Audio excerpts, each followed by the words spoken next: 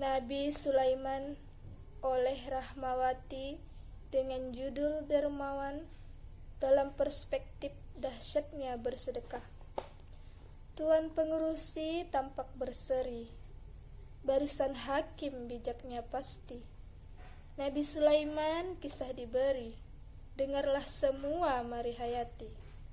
Inilah dia satu teladan, hanya Allah bergantung harapan.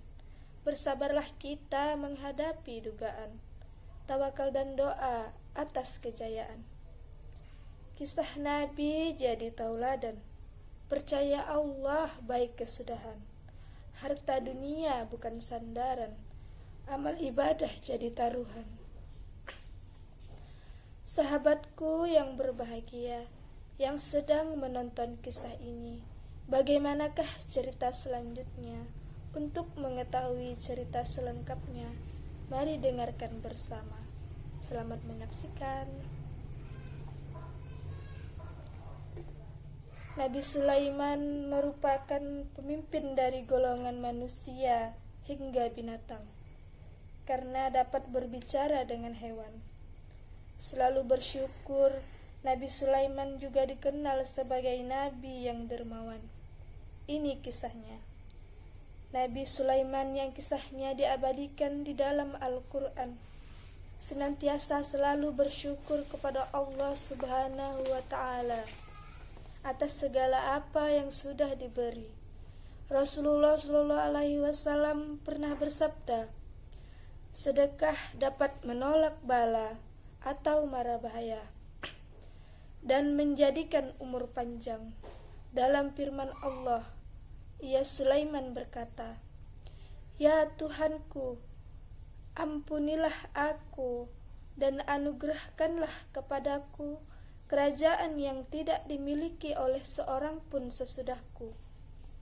Maksudnya adalah Nabi Sulaiman menginginkan kepemilikan yang sempurna dengan qanaah. Dikutip dalam Islam Nur Or-Aidi, diceritakan bahwa pada zaman Nabi Sulaiman alaihi wasallam hidup seorang laki-laki yang mempunyai pohon besar di samping rumahnya. Hidup pohon tersebut ada sarang burung yang berisi anak-anak merpati. Kemudian istri dari laki-laki itu menyuruhnya memanjat pohon besar dan mengambil anak merpati untuk dijadikan makanan bagi anak-anak mereka. Laki-laki itu pun melakukannya. Setelah kejadian itu, induk merpati menghadap baginda Nabi Sulaiman.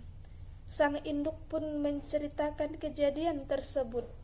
Akhirnya, Nabi Sulaiman mengundang laki-laki itu dan menyuruhnya untuk bertaubat.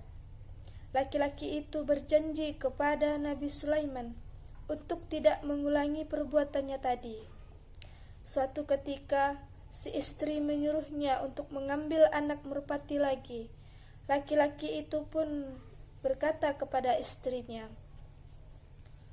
aku tidak akan melakukannya lagi, sebab Nabi Sulaiman telah melarangku untuk berbuat itu. Istrinya pun menjawab, apakah kamu menyangka Nabi Sulaiman akan memperdulikan dirimu atau merpati itu, sedangkan ia selalu sibuk dengan urusan kerajaannya? Si istri tak henti-henti membujuknya agar ia mau melakukannya lagi, hingga akhirnya ia terbujuk juga. Seperti biasanya, ia memanjat pohon besar dan mengambil anak merpati lagi. Induk merpati kembali menghadap Nabi Sulaiman dan mengadukan kejadian itu. Nabi Sulaiman pun menjadi marah karenanya. Kemudian Nabi Sulaiman memanggil dua setan. Yang satu berasal dari ujung timur, yang satunya berasal dari penjuru barat. Sampai pada akhirnya Nabi Sulaiman memerintahkan dua jin untuk menjaga pohon besar. Dan ketika laki-laki itu mengulang perbuatannya, mengambil anak merpati, maka raih kedua kakinya dan jatuhkan ia dari pohon. Ketika merpati sudah beranak lagi, laki-laki itu segera memanjat dan meletakkan kedua kakinya pada pohon itu. Tiba-tiba datanglah seorang pengemis mengetuk pintu rumahnya. Lalu ia menyuruh istrinya untuk memberikan sesuatu. Lantas istrinya berkata, "Aku tidak punya apa-apa." Laki-laki itu turun dari pohon dan mengambil segenggam makanan. Lalu ia memberikannya kepada si pengemis itu. Setelah itu, ia kembali memanjat pohon dan mengambil anak merpati. Setelah itu, merpati kembali menghadap Nabi Sulaiman dan mengadukan kejadian tersebut kepadanya. Nabi Sulaiman pun marah. Kemudian ia memanggil kedua setan yang diberi tugas menjaga pohon. Nabi Sulaiman berkata pada dua setan itu, "Kalian berdua telah mengkhianatiku." Dua setan itu pun menjawab kepada Nabi Sulaiman, Kami tidak sama sekali tidak mengkhianatimu. Kami terus menjaga pohon itu. Hanya saja ketika laki-laki itu memanjat pohon, datanglah seorang pengemis mengetuk pintu rumahnya. Lalu ia memberi segenggam gandum untuk pengemis itu.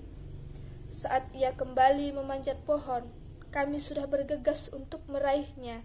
Namun tiba-tiba Allah mengutus dua malaikat. Salah satu dari mereka meraih leherku dan melemparku sampai di tempat terbitnya matahari. Sedang yang satunya lagi meraih leher sahabatku dan melemparnya sampai di tempat terbenamnya matahari. Demikianlah sebuah cerita dari kitab Tanqihul Qaulil Tahsis karya Syekh Nawawi Al-Bantani. Kisah ini menggambarkan bahwa sedekah itu sangat dahsyat dan dapat menghindarkan seseorang dari mahara bahaya. Akan tetapi, harta yang kita sedekahkan harus halal. Jika yang disedekahkan barang haram, tentu nantinya akan berbuah celaka juga. Dikutip dalam buku Hidup Berkah dengan Sedekah oleh Ustadz Maskur Arif, Abu Hurairah mengatakan bahwa Rasulullah SAW bersabda, "Tidaklah seorang yang bersedekah dengan harta yang baik, Allah tidak menerima kecuali yang baik. Kecuali Allah yang Maha Pengasih akan menerima sedekah itu dengan tangan kanannya. Jika sedekah itu berupa sebuah kurma, maka di tangan Allah yang Maha Pengasih, sedekah itu akan bertambah sampai menjadi lebih besar dari gunung, sebagaimana seorang di antara kalian membesarkan anak kudanya atau anak untanya." Hadis riwayat Muslim dan Sahih Muslim. Banyaknya redup perkara redup. Redup alamat harikan hujan. Banyaknya hidup perkara hidup. Hidup Sulaiman menjadi teladan. Pergi ke pasar membeli mukena di toko Bu Dina. Selamat tinggal para hadirin semua. Selamat sampai jumpa di acara selanjutnya. Kak Syafiq diberikan sajadah, dijahit dulu supaya utuh. Wabillahi taufik wal hidayah. Wassalamualaikum warahmatullahi wabarakatuh.